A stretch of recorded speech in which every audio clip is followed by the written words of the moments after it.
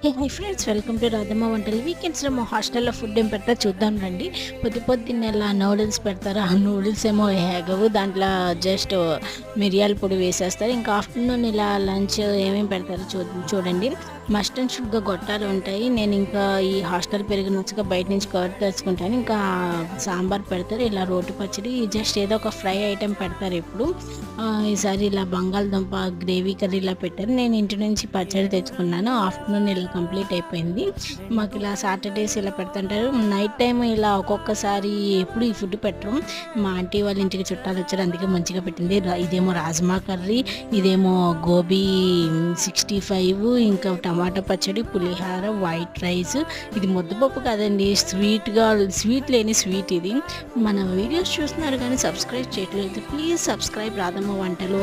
ఒక లైక్, ఒక సబ్స్క్రైబ్ ఇవ్వండి. మీ ఫ్రెండ్స్ అండ్ ఫ్యామిలీ మెంబర్స్కి షేర్ చేయండి ప్లీజ్.